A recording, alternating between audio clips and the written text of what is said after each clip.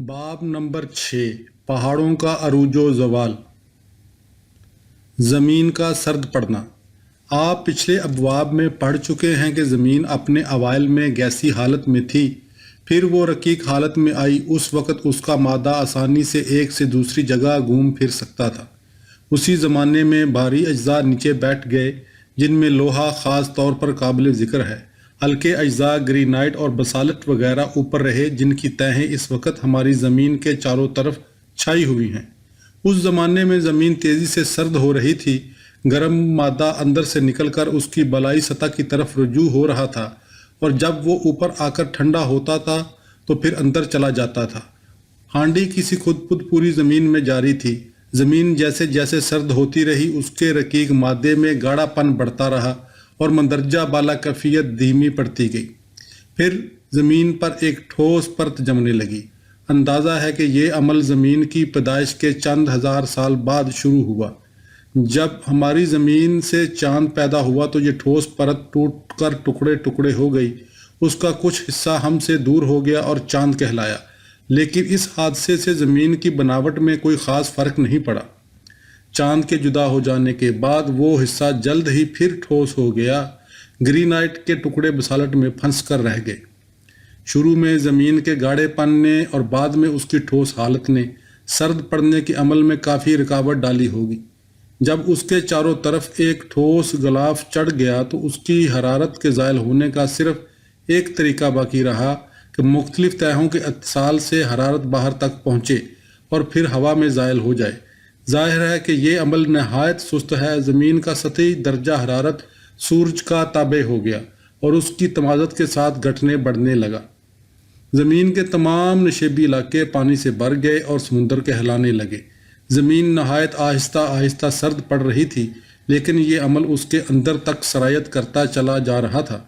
हत्ता कि ज़मीन की बालाई ठोस परत ने 40-50 किलोमीटर की दबाजत हासिल कर ली। अब हम उस हरारत पर आते हैं जो ज़मीन की सतह से ज़ायल होती रही है। दर्जा हरारत के फ़र्क से उसका आसानी से अंदाज़ा लगाया जा सकता है।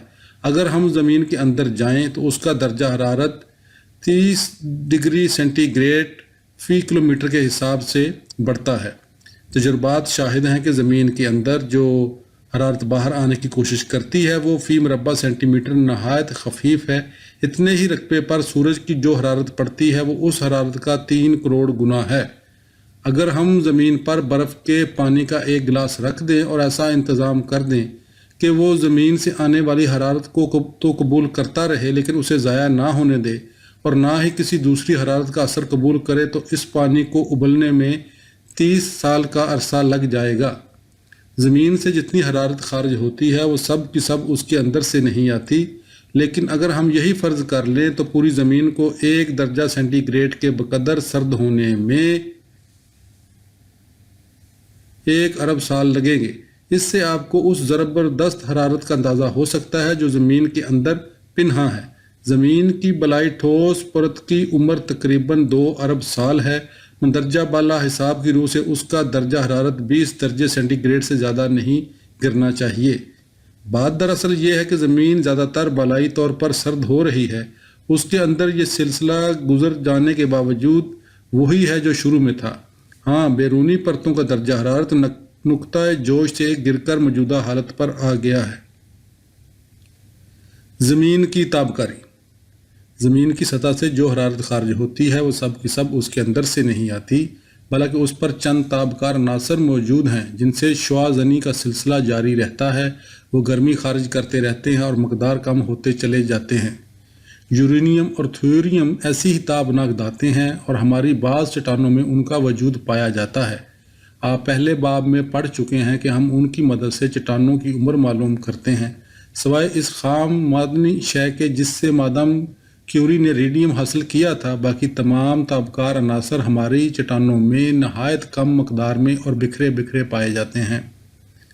मसलन 1 टन ग्रेनाइट में सिर्फ 9 ग्राम यूरेनियम और 20 ग्राम थोरियम होता है। बसाल्टी चट्टानों में उनकी और भी कम मकदार पाई जाती है। 1 टन में बल तरतीब 3.5 और 7.7 ग्राम। उनसे जो कुव्वत खारिज होती है वो भी बहुत ही कम होती है। مثلاً 1 ٹن یورینیم سے پورے 30 سال میں جو قوت خارج ہوتی ہے وہ ایک پیالی چائے بنانے کے لیے بھی کافی نہ ہوگی۔ ان تمام حقائق کے باوجود ہمارے تابکار عناصر زمین کی حرارت کو متوازن رکھنے میں اہم کردار ادا کرتے ہیں۔ وہ زمین کی بالائی سطح کو کافی گرماتے رہتے ہیں۔ اگر ہم یہ فرض کر لیں کہ زمین کے مرکزی حصے میں یورینیم اور تھیوریم کا تناسب وہی ہے جو سطحی چٹانوں میں پایا جاتا ہے، تو زمین سے اس سے کہیں زیادہ حرارت خارج ہونی چاہیے جو اس وقت ہوئی ہے۔ اس کا مطلب یہ ہوا کہ تابکار عناصر کسی نہ کسی وجہ سے زمین کی بیرونی پرت تک ہی محدود ہیں، اس کے اندرونی حصے میں ان کا وجود نہیں پایا جاتا۔ تجربہ بھی یہی بتاتا ہے کہ بسالٹ کی زیر تہوں میں یورینیم اور تھیوریم گرینائٹ کی بنسبت کم مقدار میں ملتا ہے۔ جب ہم شہابیوں کا تجزیہ کرتے ہیں تو اس نتیجے پر پہنچتے ہیں کہ لوہے کے شہابیوں کی تابکاری پتھریلے شہابیوں کے مقابلے میں بہت کم ہے۔ ہم پہلے بتا چکے ہیں کہ نظام شمسی کے ٹوٹے ہوئے سیارے کے اندرونی حصے سے ہمیں وہ شہابیے ملے ہیں جن کے اندر لوہا تقریباً 90% تک موجود ہے، اور پتھریلے شہابیے ان کی بیرونی پرت سے تعلق رکھتے تھے۔ بات غالباً یہی ہے کہ جب زمین پگھلی ہوئی حالت میں تھی تو تابکار عناصر اپنی حرارت سے ہی اوپر آ گئے اور پھر اس پرت میں پیوست ہو کر رہ گئے جو ہماری زمین کی سطح کہلاتی ہے۔ خیر کچھ بھی ہو، ہمیں قدرت کا ممنون ہونا چاہیے کہ تابکار عناصر زمین کی بیرونی پرت پر پائے جاتے ہیں۔ اگر وہ کہیں اندر بھی ہوتے تو سطح ان سے بڑی حد تک محروم ہو جاتی اور تابکاری کا موضوع ابھی تک ہماری دانش سے باہر ہوتا۔ زمین کا مرکزی حصہ کتنا گرم ہے؟ چونکہ ہمیں ابھی تک اچھی طرح یہ بات معلوم نہیں ہے کہ زمین کے اندر زیادہ گہرائی پر تابکار عناصر کس حد تک موجود ہیں، اور نہ یہ کہ بہت زیادہ حرارت اور دباؤ پر چٹانیں حرارت کو کس حد تک منتقل کرتی ہیں۔ اس لیے چند کلومیٹر کی گہرائی کے بعد زمین کا اندرونی درجہ حرارت معلوم کرنا ہمارے لیے نہایت دشوار ہو جاتا ہے۔ ہم یہ جانتے ہیں کہ زمین کی سطح سے جو حرارت خارج ہوتی ہے اس کا زیادہ حصہ عمل تابکاری کا نتیجہ ہے۔ اس کا مطلب یہ ہے کہ زمین کے اندر انتقال حرارت کا عمل اور بھی زیادہ سست ہوگا کیونکہ وہاں تابکار عناصر سرے سے موجود ہی نہیں ہیں۔ پس گہرائی کے ساتھ درجہ حرارت میں اضافے کی جو شرح ہم نے وضع کی ہے وہ وہاں بدل جائے گی۔ اگر ہم ان تابکار عناصر کو ذہن میں رکھیں جو زمین کی سطح پر پائے جاتے ہیں اور یہ فرض کر لیں کہ انتقال حرارت کے معاملے میں زمین کی اندرونی چٹانیں اس کی سطحی چٹانوں سے کچھ مختلف نہیں ہیں، تو ہم بہت زیادہ گہرائی پر بھی زمین کے درجہ حرارت کا کچھ اندازہ لگا سکتے ہیں۔ جب ہم زمین کھودتے ہیں تو ہمیں اس کے اندر گرمی محسوس ہوتی ہے۔ چند کلومیٹر کی گہرائی تک درجہ حرارت میں تیزی سے اضافہ ہوتا ہے، لیکن پھر یہ شرح گرتی چلی جاتی ہے، حتیٰ کہ زیادہ گہرائی پر ہر کلومیٹر کے بعد صرف 3 درجے سینٹی گریڈ کا اضافہ ہوتا ہے۔ جب ہم اس حساب سے زمین کے مرکز تک پہنچتے ہیں تو ہمیں پتہ چلتا ہے کہ وہاں کا درجہ حرارت کئی ہزار ڈگری ہے، تقریباً اتنا ہی جو سورج کی سطح کا ہے۔ یہاں یہ بتا دینا ضروری ہے کہ اس قسم کے تمام تخمینے بہت کچھ اندازوں پر منحصر ہوتے ہیں، اس لیے مختلف سائنسدان زمین کے مرکز کا مختلف درجہ حرارت پیش کرتے ہیں۔ زمین نے جب سرد ہونا شروع کیا تھا اس وقت سے اب تک اس کی سطح کا درجہ حرارت 1000 ڈگری سینٹی گریڈ کے بقدر کم ہو گیا ہے، لیکن 30 کلومیٹر کی گہرائی پر یہ کمی صرف 880 درجے سینٹی گریڈ یا 1440 درجے فارنہائٹ ہے۔ 400 کلومیٹر کی گہرائی پر زمین کا مادہ اب بھی تقریباً اسی حالت میں ہے جیسا اس وقت تھا جب زمین پر بالائی ٹھوس پرت بننی شروع ہوئی تھی۔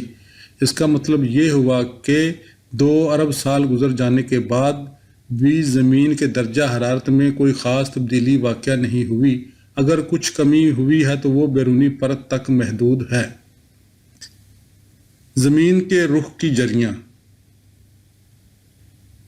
اگر ہم پوری زمین کو دھیان میں رکھیں تو یہ کہنا غلط نہ ہوگا کہ اس کے سرد پڑنے کا سلسلہ ابھی بھی شروع نہیں ہوا، تاہم اس کی سطح واقعہ ٹھنڈی پڑی گئی ہے، ورنہ یہ رونق کہاں ہوتی جو اس وقت ہماری آپ کی نظروں کے سامنے ہے۔ سرد پڑنے کے اس عمل نے ہماری زمین کی سطح کو بہت بدل رہا ہے اور یہ عمل ابھی تک جاری ہے۔ یہ سطح سخت ہے لیکن اس کے نیچے کی پرت ابھی تک ملائم ہے، وہ برابر سرد ہو رہی ہے اور ساتھ ساتھ سکڑتی بھی جاتی ہے۔ اس کے اثر سے زمین کے رخ پر اسی صورت کچھ جریاں پڑ گئی ہیں जिस तरह सेब पर पड़ जाती हैं। आप समझ गए होंगे कि इन झुर्रियों से हमारी मुराद उन पहाड़ों और कोहस्तानी सिलसिलों से है जो हमारी ज़मीन पर जा बजा फैले हुए हैं और हर कस व नाकस को दावत नज़ारा देते हैं। जब से ज़मीन पर यह बलाई सतह सख्त परत कायम हुई है, उस वक़्त से अब तक उसका दर्जा हरारत 1200 डिग्री सेंटीग्रेड के बकदर गिर गया होगा। 400 किलोमीटर की गहराई पर इसमें कोई ख़ास तब्दीली वाक़या नहीं हुई। लिहाजा हम कह सकते हैं कि 400 किलोमीटर तक दर्जा हरारत की औस कमी 600 दर्जे सेंटीग्रेड रही होगी। चट्टानें गर्मी से फैलती हैं। अगर हम उन्हें निगाह में रखें तो ये नतीजा निकलता है कि दर्जा हरारत में इतनी कमी वाक़ा होने से मुतलका तय का हुजम 6% की बकदर सुकड़ गया होगा। चूँकि इस मादे का बेशतर हिस्सा अभी तक मुलायम हालत में है, इसलिए सर्द पड़ने के दौरान में इसके कुछ हिस्सों ने अपनी जगह भी बदली होगी और ये पूरी तह अपनी हुजम के मुताबिक सुखड़ी होगी। अगर हम ये मान लें कि सर्द पड़ने वाली तह की कुल गहराई 400 किलोमीटर है, तो हम इस नतीजे पर पहुंचते हैं कि इसमें 24 किलोमीटर की कमी वाक़या हुई होगी। हमारी ज़मीन का मौजूदा दौर या घेरा उस वक़्त के मुकाबले में जब ज़मीन पर यह ठोस परत कायम हुई थी 150 किलोमीटर के बकदर कम हो गया है। इसका मतलब यह हुआ कि ज़मीन के सतही रकबे में 4 लाख मुरब्बा किलोमीटर की कमी वाक़या हो गई। ज़मीन की पूरी तारीख में इसके ठोस परत की दबाजत तकरीबन 25 किलोमीटर रही है। इसलिए हम इस नतीजे पर पहुंचते हैं कि कम अज़ कम 10 करोड़ मकाब किलोमीटर हुजम की ठोस चट्टानें ज़मीन की सतह पर नमूदार हुई होंगी, जो उस वक़्त मुख्तलिफ पहाड़ों और प्लेटियों की शक्ल में हमारे सामने है। अगर हम ये भी तस्लीम कर लें कि इन चट्टानों में से कुछ ज़मीन के अंदरूनी नरम मादे में धंस गई हों, तब भी हमारे मौजूदा पहाड़ उनकी हद से बाहर नहीं निकलते, बल्कि वो कोहस्तानी सिलसिले भी उनके अहाते में आ जाते हैं जो माजी बाइद में हमारी ज़मीन पर मौजूद थे और फिर अमताद ज़माना से उनका नामो निशान यहाँ से मिट गया। हकीकत यह है कि मुतज़क्करा बाला चट्टानों का हुजम हमारे बरआज़मों के मजमूई हुजम के तकरीबन बराबर है। इससे आप उनकी अजमत का अंदाज़ा कर सकते हैं। इस बहस से ये नहीं समझना चाहिए कि हमारे पहाड़ महज ज़मीन के सिकुड़ने की वजह से मार्ज़ वजूद में आए। मुमकिन है मकामी हालात का भी असर पड़ा हो। मसलन किसी जगह ज़मीन पर इतना बोझ पड़ा हो कि वो वहाँ धंस गई हो और इसके नतीजा कहीं दूसरी जगह एक शिकन उभर आई हो। इस किस्म के पहाड़ मकामी हैसियत रखते हैं। ज़मीन के ज़्यादातर कोहस्तानी सिलसिले उसके सर्द पड़ने की वजह से ही मार्ज़ वजूद में आए। पहाड़ों का तफसीली मुताला। पहाड़ों की साख्त को अच्छी तरह समझने नेज़ उन तब्दीलियों को जानने के लिए जो ज़मीन के अंदर हैजान के बिल नतीजा खुश्की और तरी पर नमूदार होती हैं, हमें ये बात ज़हन नशीन कर लेनी चाहिए कि हमारी ज़मीन पर 2 मुख्तलिफ़ अक़साम की चट्टानें पाई जाती हैं। एक तो ग्रेनाइट की जिनसे बर आज़म बने और दूसरी बसाल्टी चट्टानें जो समुंदरों की तह में पोशीदा हैं। तजर्बात शाहिद हैं कि बसाल्ट ग्रेनाइट के मुकाबले में काफ़ी मजबूत होता है। उसका मतलब ये है कि सिकुड़ने सिकड़ाने और शिकस्त व रेख्त का सिलसिला बर आज़मों पर ज़्यादा जारी रहा। मुशाहदा भी यही बताता है, ज़्यादातर पहाड़ खुश्की पर हैं, समुंदरों में नहीं। इसके अलावा ज़मीन के कमज़ोर इलाके वहाँ वाक़या हैं जहाँ ग्रेनाइट और बसाल्ट की सरहदें आपस में मिलती हैं। आतिशफ़शानी का अमल इन कमज़ोर इलाकों पर ज़्यादा जारी रहता है, जिसके बिल नतीजा पहाड़ भी बनते हैं, जैसा कि पहले बयान किया जा चुका है। चांद हमारी ज़मीन के उस हिस्से से जुदा हुआ था जहाँ अब बहरुल काहिल वाक़या है। इस समुद्र के चारों तरफ का इलाका आतिशफ़शां पहाड़ों से भरा हुआ है। क्योंकि ज़मीन इस हादसे चांद की पैदाइश की वजह से यहाँ कमज़ोर हो गई और इसके अंदरूनी लावा को बाहर निकलने का अच्छा मौका हाथ आ गया। दर्जा बाला शक्ल में ये दिखाया गया कि पहाड़ किस तरह बनते हैं। फ़र्ज़ कीजिए कहीं ग्रेनाइट का एक बहुत बड़ा कता है जिस पर चारों तरफ से दबाव पड़ रहा है। उसका पहला असर तो ये होगा कि ग्रेनाइट की तह कुछ खम खा जाएगी और उसका कुछ हिस्सा समुंदर के मुकाबले में बुलंद हो जाएगा। अब जाहिर है कि इस तरह बर आज़मों के तवाज़ुन में कुछ फ़र्क आता होगा और उस उभरे हुए हिस्से का वज़न नीचे वाली चट्टानों को बर्दाश्त करना होता होगा। जैसे जैसे ज़मीन अंदर से सर्द होती और सिकुड़ती जाती है, बर आज़म और ज़्यादा खमीदा होते चले जाते हैं, हत्ता कि उनकी बर्दाश्त ख़त्म हो जाती है और ग्रेनाइट की सतह टूट जाती है। चट्टानें अंदरूनी सख्त दबाव को मज़ीद बर्दाश्त करने से कासर हो जाती हैं। बलाई परत टूट कर तुड़ मुड़ जाती है اور یہ گنبد نما شے گرنے لگتی ہے۔ یہ عمل بے حد سست رفتار ہوتا ہے کیونکہ اس کے ساتھ نیچے کا ملائم مادہ بھی اوپر کھنچتا ہے، لیکن آہستہ آہستہ پہاڑوں کے بننے بگڑنے میں لاکھوں سال کا عرصہ لگ جانا معمولی بات ہے۔ اوپر ذکر آ چکا ہے کہ زمین کے دور میں 150 کلومیٹر کی جو کمی واقع ہوئی ہے اس کی وجہ یہ ہے کہ وہ اندر سے سرد پڑ کر سکڑ رہی ہے۔ اس کا اثر خط استوا کی لمبائی پر بھی پڑا ہے، وہ بھی 5% کے بقدر سکڑ گیا۔ اگر ہم گرینائٹ کے ٹکڑے کو ایک شکنجے میں ڈال کر اس پر زبردست دباؤ ڈالیں تو وہ ٹوٹ کر ٹکڑے ٹکڑے ہو جائے گا، لیکن وہ اپنے 1/5 کے بقدر دبے گا۔ اس سے ظاہر ہے کہ ہمارے بر اعظم گزشتہ 2 ارب سال کے عرصے میں جب سے زمین برابر سکڑ رہی ہے کم از کم 5 مرتبہ ضرور کچلے گئے ہیں، اور اس طرح زمین کی سطح پر 5 مرتبہ کوہستانی سلسلے وجود میں آ چکے ہیں۔ چونکہ بسالٹ زیادہ مضبوط ہے اس لیے یہ دباؤ زمین کے ان حصوں پر ہی پڑا ہوگا جو اس وقت بر اعظم کہلاتے ہیں۔ گرینائٹ کی تہہ میں بھی کچھ ایسے حصے ہوں گے جو نسبتاً کمزور رہے ہوں گے، اس لیے کوہستانی سلسلوں کی مندرجہ بالا تعداد دگنی کر دینی چاہیے، یعنی وہ یکے بعد دیگرے 5 مرتبہ نہیں بلکہ 10 مرتبہ وجود میں آئے۔ آپ اگلے باب میں پڑھیں گے کہ ماہرین ارضیات نے زمین کی گزشتہ تاریخ کے متعلق جو کچھ معلوم کیا ہے اس سے اس نظریے کی تصدیق ہوتی ہے۔ اوندے پہاڑ۔ جب ہم کسی ہزاروں فٹ بلند کوہستانی سلسلے کو دیکھتے ہیں تو ہمارے دل میں معاً یہ خیال پیدا ہوتا ہے کہ یہ چند اضافی چٹانوں کا ایک مجموعہ ہے جو زمین کی سطح پر مرتب ہو گیا ہے۔ جس طرح بعض شہروں میں مصنوعی پہاڑیاں بنا کر کھڑی کر دی جاتی ہیں، اب سے 1 صدی پہلے کے ماہرین بھی ایسا ہی سمجھتے تھے، لیکن اب یہ بات معلوم ہوئی ہے کہ پہاڑ کا اصلی وجود تو زمین کے اندر ہوتا ہے۔ پہاڑوں کی ان جڑوں کا پتہ کشِ ارض پر ایک تجربہ کرنے سے لگا۔ آپ جانتے ہیں کہ زمین ہر چیز کو بڑی قوت کے ساتھ اپنی طرف کھینچتی ہے، نہ صرف یہ بلکہ اگر کسی پہاڑ کے پہلو میں ایک پنڈولم لٹکا دیا جائے تو وہ پہاڑ اپنے عظیم جثے کی وجہ سے اسے اپنی طرف کھینچے گا اور پنڈولم عمودی سمت سے تھوڑا ہٹ جائے گا۔ جب سائنسدانوں نے پہل اس قسم کے تجربات کیے تو انہیں یہ دیکھ کر بڑی حیرت ہوئی کہ پنڈولم کا یہ انحراف اتنا نہیں تھا جتنا پہاڑ کی جسامت کے لحاظ سے ہونا چاہیے تھا۔ مثال کے طور پر ماؤنٹ ایورسٹ کو لے لیجئے، وہاں پنڈولم کا عمودی سمت سے یہ انحراف متوقع قیمت کا کل 1/3 تھا، اور کو پائرنرز پنڈولم کو اپنی طرف کھینچنے کی بجائے اسے دفع کرنے کی کوشش کرتا ہے۔ اس کا مطلب یہ ہے کہ پہاڑ کے نیچے اور بھی کوئی بڑا پہاڑ چھپا ہوا ہے جو پنڈولم کو نیچے کی جانب کھینچنے کی کوشش کرتا ہے۔ اس سے یہ نتیجہ بھی نکالا گیا کہ پہاڑ انڈے کے خول کی طرح خالی ہوتے ہیں، دیکھنے میں اتنے بڑے لیکن اصلی جسامت میں کم۔ کشش مقدار مادہ پر منحصر ہے، سائز پر نہیں۔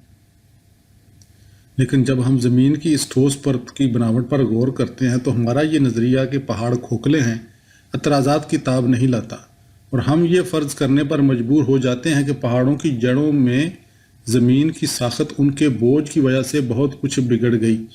موجودہ نظریہ یہ ہے کہ جس طرح قطبین پر برف کے دبنے کی وجہ سے برفانی چوٹیاں کھڑی ہو جاتی ہیں، اسی طرح پہاڑ بھی ہمارے زمین پر بنے۔ برفانی علاقے کا ہر سیارہ یہ بات جانتا ہے کہ جب برف دب کر ٹوٹتی ہے اور اس کی سلیں ایک دوسرے کے اوپر نیچے پانی ہوتا ہے جمائی جاتی ہیں تو بہت سی برف پانی میں ڈوبی رہتی ہے تاکہ توازن خراب نہ ہونے پائے۔ لہٰذا اگر کوئی قطبی ریچھ اپنے علاقے میں ایک برفانی پہاڑ دیکھے گا تو ساتھ ہی اس کے نیچے تیرنے والی سیل مچھلی کو اس سے بھی بڑا پہاڑ پانی میں معلق نظر آئے گا۔ یہی حال خشکی کے پہاڑوں کا ہے کہ اگر کچھ حصہ اوپر ہے تو نیچے ایک اور پہاڑ اوندا پڑا ہے۔ اس کے بننے کا سبب یہ ہے کہ بوجھ کی وجہ سے گرینائٹ بسالٹ کے سینے میں پوست ہو گیا۔ ارشمیدس ایک پرانا سائنسدان تھا، لیکن اس کا بنایا ہوا ایک اصول ابھی تک بڑا اہم سمجھا جاتا ہے۔ اس نے بتایا کہ ہر جسم کا وزن پانی یا کسی مائع میں کچھ کم ہو جاتا ہے کیونکہ اسے نیچے سے سہارا ملتا ہے۔ وہاں اس کا وزن اتنا رہ جاتا ہے جتنا اس مائع کا وزن جسے وہ اپنے لیے جگہ بنا کر ہٹاتا ہے۔ لیکن پہاڑوں کا معاملہ ذرا مختلف ہے، وہ خشکی میں ہے اور اب تک کبھی کے متوازن ہو چکے ہیں۔ بس یہ سوال پوچھنے کی بجائے پنڈولم پر پہاڑوں کا اتنا اثر کیوں نہیں پڑتا جتنا ان کے ظاہری جسامت کے لحاظ سے پڑنا چاہیے، ہمیں دراصل یہ دریافت کرنا چاہیے کہ پنڈولم میں ذرا سا بھی خم کیوں آتا ہے۔ مؤخر ذکر سوال کا جواب دینے کے لیے ہمیں یہ بات ملحوظ رکھنی چاہیے کہ اگرچہ زمین کی ٹھوس پرت میں اتنی قوت نہیں ہے کہ وہ پورے پہاڑ کا وزن برداشت کر سکے، تاہم اس میں اتنی لچک ضرور ہے کہ وہ پہاڑ کو نچلے ملائم مادے میں اتنا نہیں دنسنے دیتی جتنا اسے اپنے زبردست وزن کے لحاظ سے دنس جانا چاہیے تھا۔ یہی وجہ ہے کہ پہاڑ توازن کے تقاضے سے کچھ زیادہ اوپر نکلا رہتا ہے اور اس کے پہلو میں لٹکا ہوا پنڈولم خفیف سا انحراف ظاہر کرتا ہے۔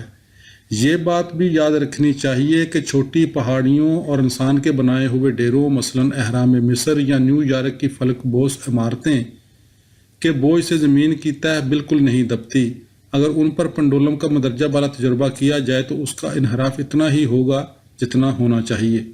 اس بحث سے یہ نہیں سمجھنا چاہیے کہ زمین کے اندر یہ اوندے پہاڑ ظاہری پہاڑوں کے بالکل برعکس ہوں گے، جس طرح شیشے میں الٹا عکس نظر آتا ہے، بلکہ اگر ہم کسی صورت ان کی جڑوں تک پہنچ جائیں تو ہمیں اس کے سوا کچھ نظر نہ آئے گا کہ گرینائٹ کی بہت سی مقدار کئی کلومیٹر تک بسالٹ کے سینے میں پوست ہو گئی ہے۔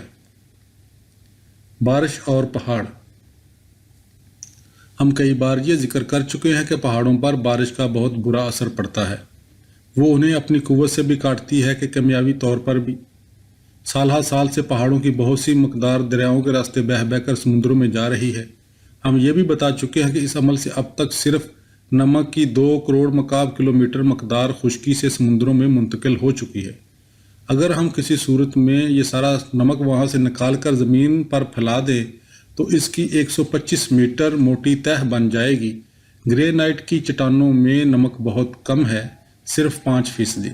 اس لیے متذکرہ بالا مقدار نمک کا مطلب یہ ہے کہ بارش نے گرینائٹ کی کم از کم 2 کلومیٹر موٹی تہہ اب تک صاف کر دی ہے۔ نمک تو سمندروں میں پہنچ کر گل گیا، لیکن ریت اور بجری وغیرہ تہہ نشین ہوتے رہے اور وہاں ان سے کچھ چٹانیں بنتی رہیں۔ بارش کا پانی خشکی کی ہزاروں فٹ گہری تہوں کو کاٹ کاٹ کر بہا سکتا ہے، وہاں بڑے سے بڑے کوہستانی سلسلے کو ہموار کر سکتا ہے۔ اگر آپ اس طویل عرصے کو نگاہ میں رکھیں جو ہماری زمین پر اب تک گزرا ہے تو آپ کو یہ سب کچھ پڑھ کر تعجب نہ ہوگا۔ اگر صرف اس مٹی کا تخمینہ لگایا جائے جو بارش اپنے ساتھ بہا کر لے جاتی ہے تو ریاستہائے متحدہ امریکہ ہی کی تقریباً 80 کروڑ ٹن مٹی ہر سال بہہ جاتی ہے۔ اسی حساب سے ہمارے براعظم ہر سال 0.2 ملی میٹر کے بقدر نیچے ہو جاتے ہیں۔ جب کولمبس نے اس نئی دنیا کا پتہ لگایا تھا اس وقت سے اب تک خشکی کی 4 انچ گہری تہہ سمندر میں منتقل ہو چکی ہے۔ بارش کے پانی اور دریاؤں کی تراش خراش سے زمین کو جو نقصان پہنچا ہے اس کی مثالیں دنیا کے بہت سے ملکوں میں عام ہیں۔ ہمارے اس کرے پر طرح طرح کی چٹانیں پائی جاتی ہیں، کوئی بارش سے کم متاثر ہوتی ہے اور کوئی زیادہ۔ اس لیے تراش خراش کے عمل سے زمین پر طرح طرح کی شکلیں مارز وجود میں آتی رہتی ہیں۔ مثلاً ریاستہائے متحدہ امریکہ میں جنوبی ڈکوٹا میں ایسی ایک شکل ملتی ہے جسے ڈیولز ٹاور کہتے ہیں۔ جو لوگ شاہراہ نمبر 9 سے گزرتے ہیں ان کی نظر اس پر ضرور پڑتی ہے۔ کسی زمانے میں یہاں ایک عظیم الشان آتشفشاں پہاڑ تھا جس سے لاوا بہتا رہتا تھا، لیکن بعد میں وہ خاموش ہو گیا اور دہانے کا لاوا جمع کر بسالٹ کے ایک لمبے عمودی تھم میں تبدیل ہو گیا۔ صدیوں تک بارش کا عمل اس مردہ آتش فشاں پر جاری رہا اور اس نے لاکھوں سال میں اس راکھ مٹی کو دھو ڈالا جو اس کی چوٹی پر جمع تھی۔ نیچے سے صاف لاوا نکل آیا جو بسالٹ پر مشتمل تھا۔ وہ نسبتاً سخت ہوتا ہے، اس لیے اس کا نام و نشان مٹانے میں بارش کو ابھی لاکھوں سال اور لگیں گے۔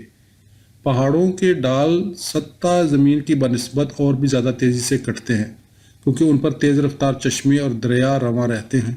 اس لیے یہ توقع غلط نہ ہوگی کہ بارش اور چشمے دریا ملا کر لاکھوں کروڑوں سال میں پہاڑوں کو میدانوں سے ملا دیں گے۔ اس کام میں بارش کو زیادہ محنت کرنی پڑتی ہے کیونکہ جیسے جیسے پہاڑ کٹتے رہتے ہیں ارضیاتی طور پر نیچے سے نئی چٹانیں ابھرتی رہتی ہیں ورنہ ان کا توازن خراب ہو جائے۔ اس طرح پانی کا کام بڑھتا رہتا ہے اور وہ ہمارے پہاڑوں کو اس وقت تک صاف نہیں کر سکتا جب تک ان کی جڑوں کو بھی زمین کے نیچے سے نکال نہ پھینکے۔ अगर कोई रेलवे कंपनी या कोई दूसरा बड़ा अदारा किसी पहाड़ में सुरंग खोदने की बजाय उसे बिल्कुल उड़ा दे तो इससे कोई ख़ास फ़ायदा ना होगा, क्योंकि उसकी जड़ बरकरार रहेगी और चंद लाख साल बाद वो फिर उभर आएगा। अगर किसी जगह पहाड़ उभरने की कोशिश करते हैं तो ज़मीन के वो हिस्से नीचे दनसते रहते हैं जहाँ दरिया और चश्मे खुश्की को काट काट कर जमा करते रहते हैं। मुराद समुद्रों की तहों से है जो बरआज़मों के चारों तरफ वाक़या है। कहीं कहीं निशेबी इलाकों में बड़ी बड़ी झीलें भी मार्ज़ वजूद में आ जाती हैं जो अपनी जगह उथले समुद्रों का दर्जा रखती हैं। अलगर्ज़ ज़मीन के अंदर और बाहर ऐसे सिलसिले जारी रहते हैं जिनसे उनका तवाज़न बरकरार रहता है। ऊपर जिक्र आ चुका है कि ज़मीन पर यके बाद दीगरे ऐसे इनकलाबी दौर आते रहे हैं जो पहाड़ों की पैदाइश का सबब बनते हैं। ऐसे दो अदवार के दरमियान बड़ा तवील अरसा हायल होता है, लेकिन बारिश को बने बनाए पहाड़ों को सफ़े हस्ती से नाबूद करने में इस अरसे में बहुत कम वक्त लगता है। लिहाजा ये नतीजा अख़ज़ करना गलत ना होगा कि ज़मीन अपनी तारीख़ के बेशतर हिस्से में मुस्तहा और गैर दिलचस्प रही है। उसका बहुत सा रकबा उथले समुद्रों से छाया रहा।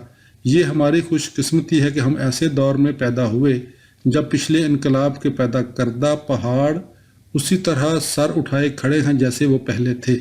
हम उनके मनाजर से महजूज होते हैं और उनके ढालों पर कोह पैमाई और उसकी मशक करते हैं। बाब नंबर 7, माजी बाइद में ज़मीन की आबो हवा। हम एक बर्फ़ानी दौर से गुज़र रहे हैं। ज़मीन की गुज़िश्ता तारीख़ कई अदवार पर मुश्तमिल है। इस पर कितने ही इनकलाबात आए और गुज़र गए, कभी पहाड़ बने और कभी बर्रे आज़म। इस पर कितने ही बर्फ़ानी दौर भी गुज़र चुके हैं। हमारे कुतुबैन अभी तक बर्फ़ से ढके हुए हैं। चिली और अलास्का नेज़ दुनिया के दूसरे साहिली मुल्कों में पहाड़ी बुलंदियों से बहुत से ग्लेशियर उतर उतर कर समुद्रों में दाखिल होते रहे हैं। बहरी रुमें उन्हें बहाकर कहीं से कहीं पहुंचा देती हैं।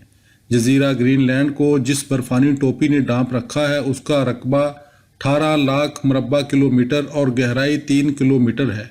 कुतुब जनूबी की बर्फ़ तो कभी पिघलती ही नहीं। यहाँ एक बहुत बड़ा बर्रे आज़म वाक़या है जिसका रकबा 1 करोड़ 30 लाख मुरब्बा किलोमीटर है और गहराई 1 किलोमीटर के करीब। हमें ये बर्फ़ बहुत ज़्यादा मालूम होती है, लेकिन बहुत ज़्यादा ज़माना नहीं गुजरा जब इसकी मकदार इससे कहीं ज़्यादा थी। अब वो साल बा साल कम होती चली जा रही है। इसका एक सबूत ये है कि पहाड़ों से जो ग्लेशियर या बर्फ़ानी तौदे समुद्रों में उतरते हैं वो अपनी जिसामत में मुस्तकिल तौर पर घटते चले जा रहे हैं। वरना एक ज़माना था कि शुमाली जर्मनी, शुमाली फ़्रांस और पूरा बरतानिया उज़्मा बर्फ़ की चादर के नीचे छुपे हुए थे। जो सयाह ग्रीनलैंड और कुतुब जनूबी पर जाते हैं वो इस कैफियत का सही अंदाज़ा कर सकते हैं। बहुत दिन नहीं हुए जब कनाडा की बर्फ़ नीचे खिसकी और उसने रियासत मुत्तहदा अमेरिका का तकरीबन निसफ हिस्सा अपने दामन में छुपा लिया। न्यूयॉर्क के करीब ही आपको ऐसी चट्टानें मिलेंगी जिन पर बर्फ़ ने अच्छी खासी चिकनाहट और चमक पैदा कर दी है। ग्लेशियर अपने साथ हज़ारों लाखों पत्थर ले आए और उनको हज़ारों मील दूर ले जाकर छोड़ा। अगर आप मंदरजा झेल नक्शे पर नज़र डालें तो आपको अंदाज़ा होगा कि उस ज़माने में शुमाली अमेरिका और यूरोप तो बर्फ़ की गहरी तह से ढके हुए थे, लेकिन शुमाली एशिया में कहीं कहीं ऐसा था। इसकी वजह यह है कि शुमाली साइबेरिया में बुलंद पहाड़ नहीं हैं। इससे ये बात साबित हो जाती है कि ग्लेशियरों का ताल्लुक कोहस्तानी सिलसिलों से ही है। माहिरीन ये भी बताते हैं कि ज़मीन पर ऐसे कम अज़ कम 4 या शायद इससे भी ज़्यादा बर्फ़ानी दौर आ चुके हैं। हर 2 अदवार के दरमियान काफ़ी तवील अरसा गुजरा है। जब ज़मीन की आबो हवा निस्बतन गर्म हो गई थी, कराइन से ये मालूम होता है कि हम अब भी एक बर्फ़ानी दौर से गुज़र रहे हैं। वो अब ख़त्म हो रहा है, लेकिन इसका मतलब ये नहीं कि ऐसा दौर हमारी ज़मीन पर फिर कभी नहीं आएगा। ज़रूर आ सकता है, अलबत्ता उससे कबल शुमाली अमेरिका, यूरोप और एशिया की आबो हवा इस वक्त की बनिस्बत काफ़ी गर्म हो जाएगी। पिछले बर्फ़ानी दौर की तारीख हम उन आसार की मदद से काफ़ी सेहत के साथ मालूम कर सकते हैं जो उसने ज़मीन पर छोड़े हैं। ये आसार स्वीडन की जनूब से लेकर वस्ती नॉर्वे की झीलों तक अफराद से मिलते हैं। इनसे पता चलता है कि जजीरा नुमा स्कैंडिनेविया को उभरे हुए यानी बर्फ़ से निकले हुए तकरीबन 25,000 साल हुए हैं। पूरे यूरोप के मुताल्लिक़ भी यही कहा जा सकता है। माहिरीन का अंदाज़ा है कि शुमाली अमेरिका की बर्फ़ भी तकरीबन 25,000 साल पहले साफ़ होनी शुरू हुई थी। اس کا مطلب یہ ہے کہ برف کو پھیلنے اور ہٹنے میں کئی لاکھ سال کا عرصہ لگتا ہوگا۔ زمین کی تاریخ کتنی قدیم ہے۔ جنوبی نصف کرے میں اس قسم کی تحقیقات میں ذرا دشواری آئی کیونکہ قطب جنوبی تک اول تو پہنچنا مشکل تھا، دوسرے وہاں برف کے سوا اور کچھ نہیں ملتا۔ البتہ یہ معلوم کیا گیا ہے کہ پہلے ارجنٹائن، چلی اور پیرو کی برف تقریباً 1 کلومیٹر نیچے تک چھائی ہوئی تھی۔ غالباً یہی 2 برفانی دور آ چکے ہیں جن کے درمیان یہاں کی آب و ہوا نسبتاً گرم رہ چکی ہے۔ نیوزی لینڈ کے گلیشیئر بھی اب کے مقابلے میں پہلے بڑے ہوتے تھے۔ کسی زمانے میں آسٹریلیا میں بھی گلیشیئر موجود تھے جہاں اب برف بالکل نہیں پائی جاتی۔ پہلے زمین کی آب و ہوا نسبتاً گرم تھی۔ آثار قدیمہ سے پتہ چلتا ہے کہ ماضی میں ہماری زمین کی آب و ہوا اس وقت کی بنسبت زیادہ معتدل اور یکساں تھی۔ تقریباً 4 کروڑ سال پہلے یورپ میں گھنے جنگلات چھائے ہوئے تھے۔ شمالی امریکہ کا بھی یہی حال تھا۔ زمین کی تہوں میں سے اس زمانے کے درختوں اور ان کے پتوں کے نقوش ملے ہیں جنہیں فوسل کہتے ہیں اور جن سے یہ سب باتیں معلوم ہوئی ہیں۔ ہمارا موجودہ منطقہ معتدلہ اس وقت استوائی جنگلات سے پر تھا، لیکن الاسکا، گرین لینڈ، سپٹسبرگ اور شمالی ایشیا میں شاہ بلوط اور ریمپل جیسے درخت اگے ہوئے تھے۔ انتہائی شمالی علاقے جہاں اب کوئی نباتات نظر نہیں آتی، اس زمانے میں برچ اور بید کے چھوٹے چھوٹے پودوں سے پر تھے۔ جنوبی نصف کرے کے متعلق زیادہ معلومات حاصل نہیں ہو سکیں، لیکن بر اعظم جنوبی کے کنارے پر کوئلے کا ملنا اس امر کی مبین دلیل ہے کہ یہ علاقہ جہاں اب برف ہی برف پھیلی ہوئی ہے کسی زمانے میں نباتات سے پر تھا، ورنہ یہاں کوئلہ ہرگز نہ ملتا۔ نباتات کے علاوہ ہم نے حیوانات کی مدد سے بھی ماضی بعید کی آب و ہوا معلوم کرنے کی کوشش کی ہے اور ہم 15 کروڑ سال پیچھے تک کے کچھ حالات معلوم کرنے میں کامیاب ہو گئے ہیں۔ اس وقت بھی زمین پر ایک برفانی دور گزرا ہے جس کا پتہ جنوبی امریکہ، جنوبی افریقہ، ہندوستان اور آسٹریلیا کے آثار قدیمہ سے چلتا ہے۔ معلوم ہوا ہے کہ وہ یورپ اور امریکہ کے متذکرہ بالا برفانی دور سے کہیں زیادہ طویل اور اس کے مقابلے میں کہیں زیادہ سخت تھا۔ مشرقی آسٹریلیا، تسمانیہ اور نیوزی لینڈ کے بعض حصوں سے جو دبی ہوئی اشیاء ملی ہیں ان سے پتہ چلتا ہے کہ وہاں اس قسم کے 3 برفانی دور آ چکے ہیں۔ ماضی کے دندلکوں میں اور آگے بڑھتے ہوئے ہم پھر ایک ایسے دور میں پہنچتے ہیں جب زمین کی آب و ہوا گرم تھی۔ پھر ایک برفانی دور آتا ہے جس کا زمانہ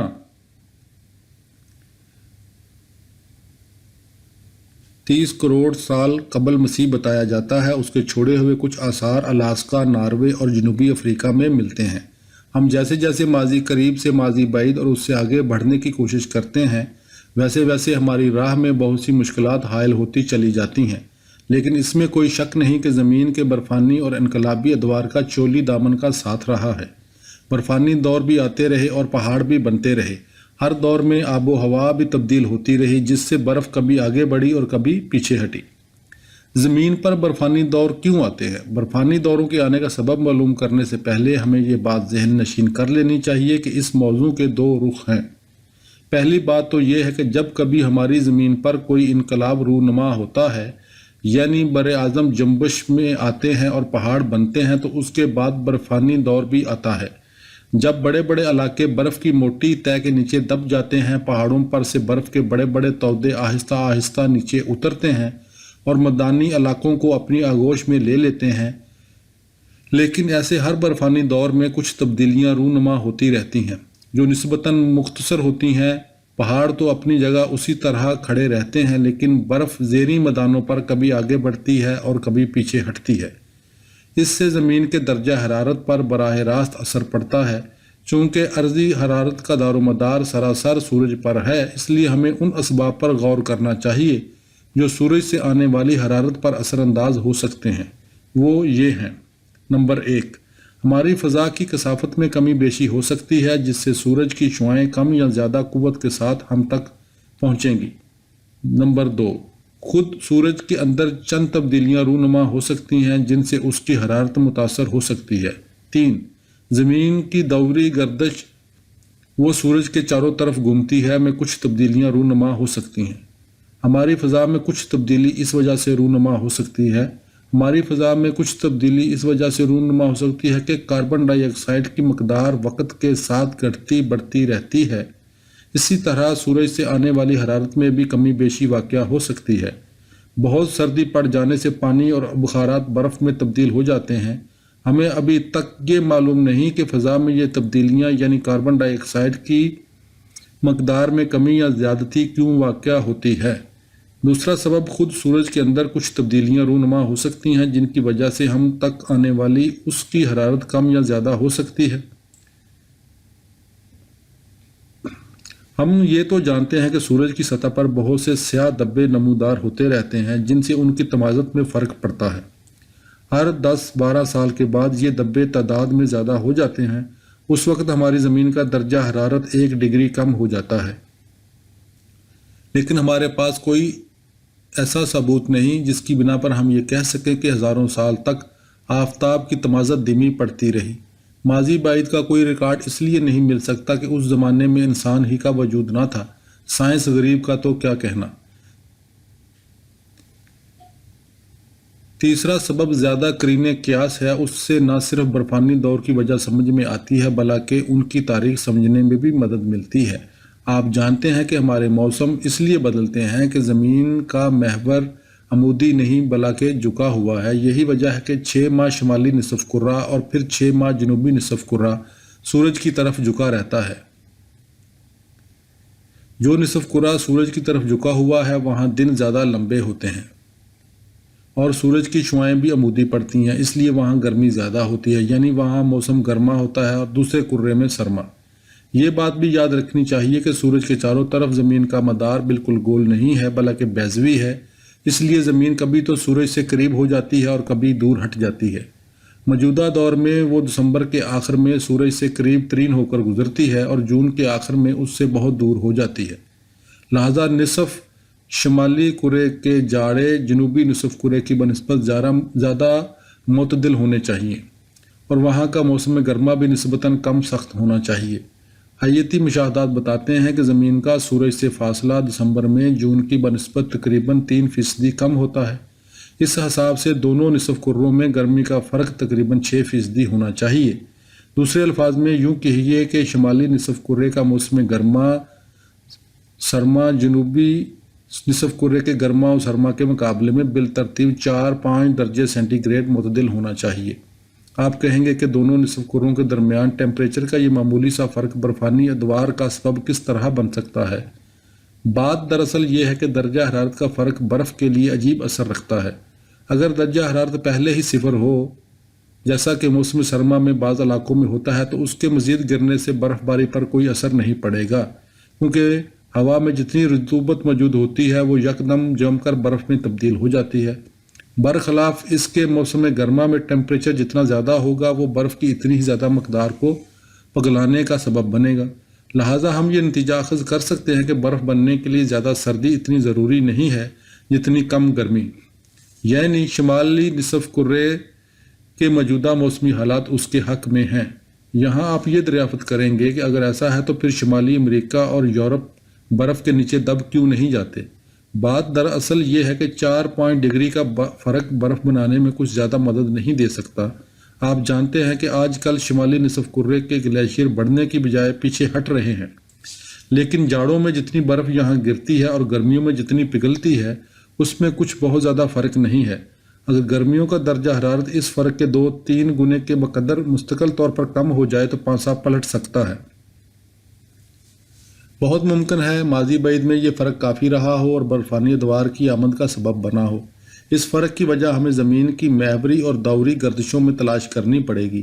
یہ مشہور بات ہے کہ زمین کا محور خلائے بسیط میں آہستہ آہستہ اپنی جگہ تبدیل کر رہا ہے، جس طرح کوئی گھومتا ہوا لٹو کرتا ہے۔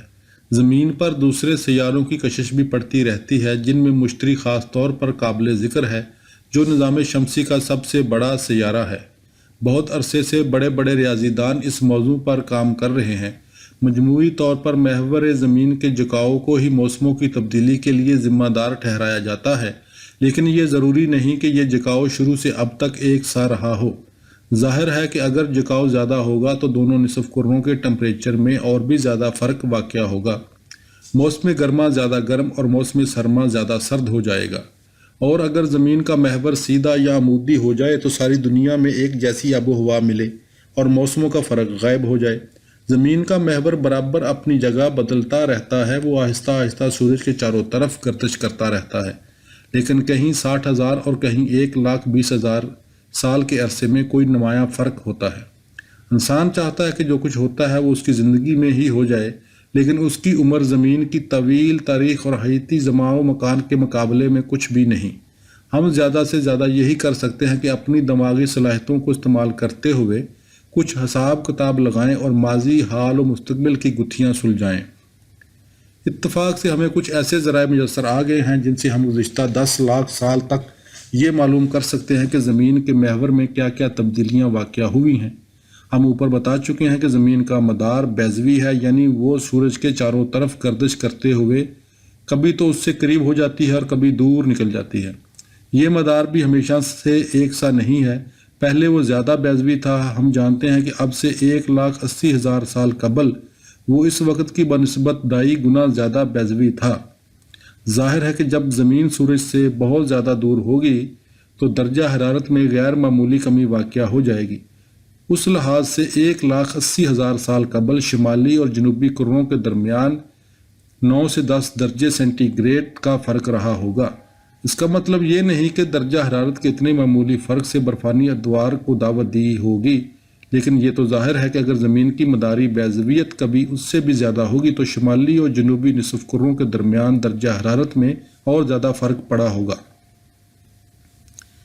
हाल ही में इस मौजू पर बहुत कुछ काम हुआ है।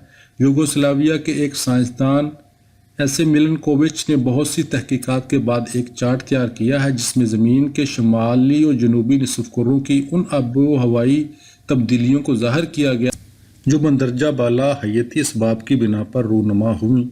मसलन उसने 65 दर्जे अर्ज़ल बल्द शुमाली के गुज़िश्ता 6.5 लाख मौसम गर्मा की हरारत मालूम की और उन तीनों असबाब को मलहूज़ रखा जिनका जिक्र आप इस बाब में अब तक पढ़ चुके हैं।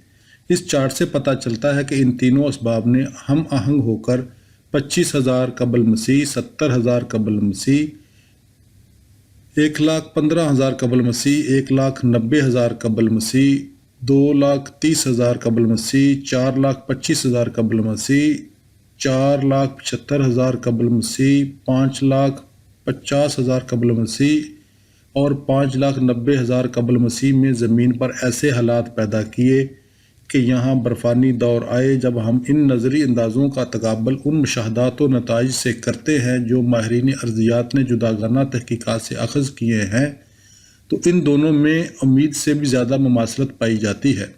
इस तरह बर्फ़ानी दौर के मुतल्लिक़ वो दलाइल सही साबित होते हैं जो अब तक बयान किए गए हैं। जनूबी निसफ़ कुर्रे के मुतल्लिक़ भी इसी किस्म के दादोशुमार हासिल किए जा चुके हैं, लेकिन वहाँ नज़री और तजर्बाती नताइज में इतनी मुमासलत नहीं पाई जाती जितनी शुमाली निसफ़ कुर्रे में। इसकी बड़ी वजह यह है कि जनूबी निसफ़ कुर्रे के बर्फ़ानी अदवार के मुतल्लिक़ हमें बहुत कम मालूमात हासिल हैं। आखिर में ये बता देना ज़रूरी मालूम होता है कि ज़मीन पर गर्म सरद आबो हवा के जो अदवार आए हैं उनमें से हर दो के दरमियान कम अज़ कम 1,00,000 साल का फ़र्क ज़रूर रहा है। सर्द आबो हवा हमारी ज़मीन पर बर्फ़ की गहरी तहें जमाने में सिर्फ उस वक़्त कामयाब हुई जब कभी यहाँ पहाड़ों के बनने का सिलसिला जारी रहा। हम भी उस वक़्त एक इनकलाबी दौर से गुज़र रहे हैं। मौजूदा ज़माने को उसका वस्ती ज़माना कहा जा सकता है।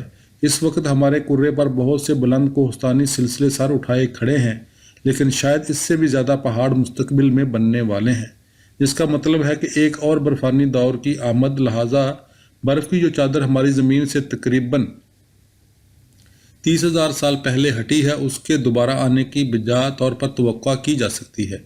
बर्फ़ की ये आमदोशुद उस वक़्त तक जारी रहेगी जब तक शुमाली निसफ़ कुर्रे में पहाड़ी सिलसिले मौजूद हैं। हाँ, जब लाखों साल बाद सारे पहाड़ बारिश की तराश खराश से कट कर बह चुकेंगे तो फिर ज़मीन पर कोई बर्फ़ानी दौर नहीं आएगा। आबो हवा मतदिल और यकसा हो जाएगी। उस वक़्त ज़मीन के महवर और उसके झुकाव का भी आबो हवा और दर्जा हरारत पर कोई ख़ास असर नहीं पड़ेगा। लेकिन फिर 10-20 लाख साल बाद ज़मीन पर एक इनकलाबी दौर आएगा, पहाड़ फिर सर उठाएंगे और बर्फ़ानी दौर फिर आ दमकेंगे।